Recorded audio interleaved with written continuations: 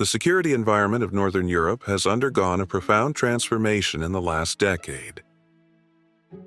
Russia's increasingly aggressive posture, its repeated violations of Baltic airspace, and the war in Ukraine have forced Nordic governments to reevaluate what it means to defend their territory and their societies.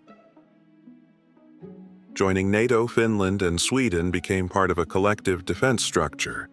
But membership alone does not create capabilities.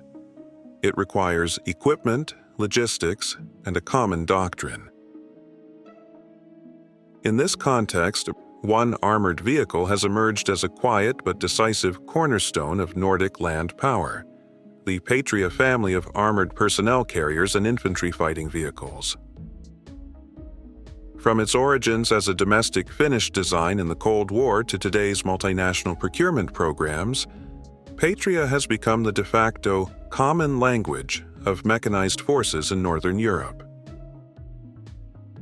The story begins in the late 1970s and early 1980s when Finland faced the need to modernize its ground forces.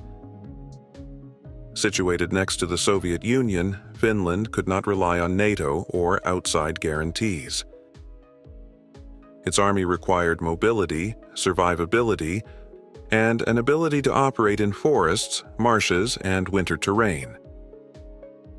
The result was the Sisu XA-180, a 6x6 wheeled armored personnel carrier better known by the nickname Pasi. Unlike the heavy-tracked M113s then in service, the XA-180 emphasized simplicity, mobility on roads and snow, and protection against small arms and mines. Over time, the design evolved into upgraded models such as the XA-185, XA-202, and XA-203 with better armor and electronics. The vehicles became a familiar sight not only in Finland but also in United Nations peacekeeping missions in the Balkans and Africa, where they proved reliable and easy to maintain.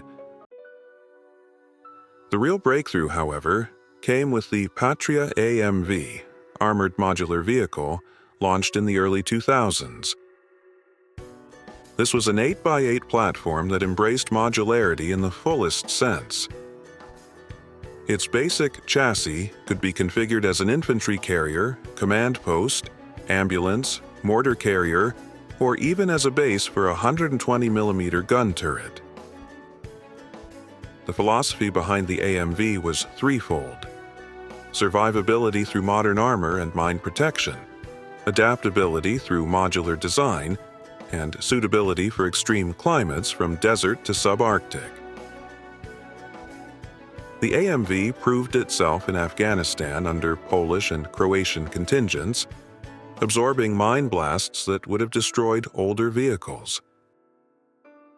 Export orders quickly followed, from Poland to South Africa to the United Arab Emirates. For a small Nordic country, this was an extraordinary achievement. A domestic design not only met national needs, but also shaped international markets. Within Northern Europe itself, Patria gradually became a shared standard. Finland fielded every generation, culminating in large numbers of AMVs. Sweden purchased the XA-203, locally designated Patria 360, and more recently joined a multinational program to acquire the Patria 6x6 as a lower-cost companion to heavier IFVs. Norway imported XA-186s and also signed on to the 6x6 initiative. Estonia bought AMVs and deployed them in NATO battle groups. What emerged was not just parallel procurement, but an increasingly coordinated approach. Common training, shared logistics, and a converging doctrine of mechanized infantry built around the same core platform. The newest chapter in this story is the Patria 6x6, also known as the Common Armored Vehicle System. Where the AMV is sophisticated and relatively expensive, the 6x6 aims to be affordable, simple, and robust. Carrying a squad of 10 soldiers protected to Stanig Level 4 against heavy machine gun fire, and able to mount turrets or heavy machine guns, the vehicle provides the kind of mobility and protection that small states need at scale. Crucially, the 6x6 is being procured jointly by Finland, Sweden, Norway, Latvia, and Germany under a multinational program. This not only spreads development costs but ensures interoperability in exercises and potential wartime operations. In a sense, the Patria 6x6 is becoming to APCs what the Leopard 2 has been to main battle tanks, a shared platform that creates a club of nations with common parts, training, and tactics. Why has Patria become the Nordic symbol of armored mobility? The reasons go beyond technical specifications. First, it represents industrial sovereignty. By sustaining a domestic defense industry, Finland has preserved jobs, skills, and the ability to adapt designs quickly. In an era where many small countries are wholly dependent on US or German suppliers, Patria stands out as a European alternative. Second, its reliability has been proven in combat and peacekeeping alike, building trust among soldiers and politicians. Third, the modular concept allows countries to buy a basic hull and later fit it with different turrets, sensors, or communication suites. For states with limited budgets, that flexibility is invaluable. Finally, there is a political dimension. By converging around Patria, the Nordics demonstrate their willingness to cooperate independently rather than rely exclusively on external giants. Of course, alternatives exist.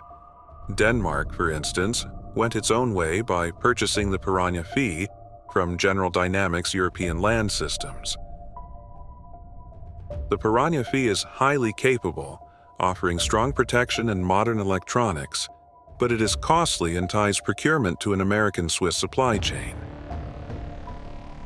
Older M113s still serve in Norway and Denmark, sometimes heavily upgraded, but their thin armor and outdated design make them unsuitable for high-intensity combat.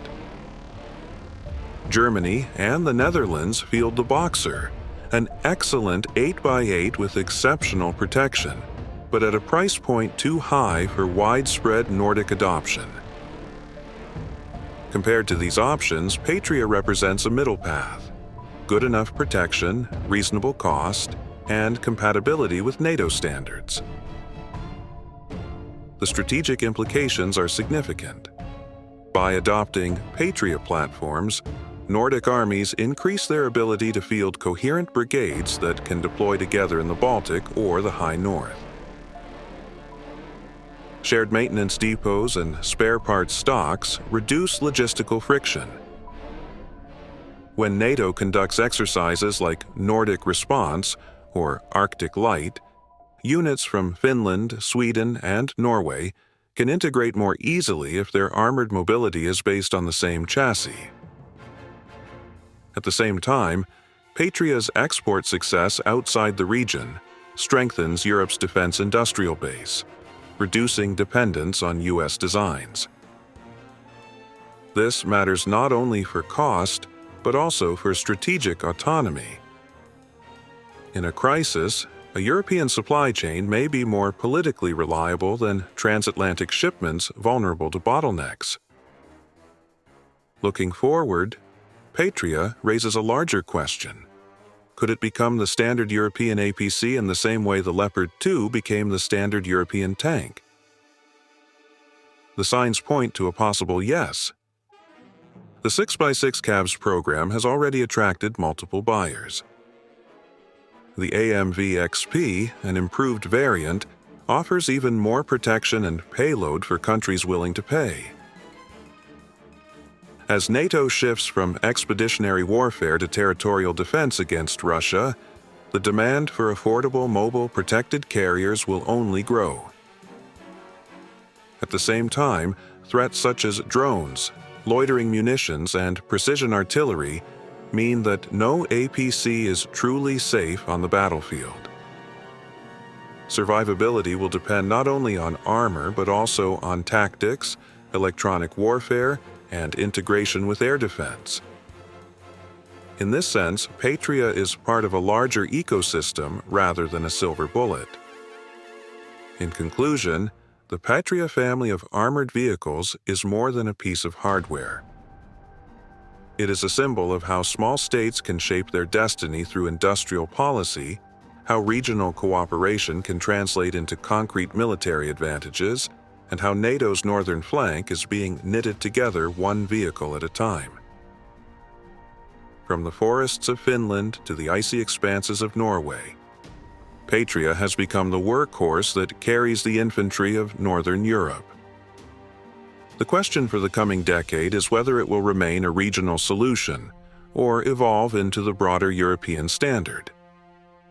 Either way, it demonstrates that even in an era of F-35s and hypersonic missiles, the humble armored personnel carrier remains central to national defense, and that the Nordics have quietly built a model for others to follow.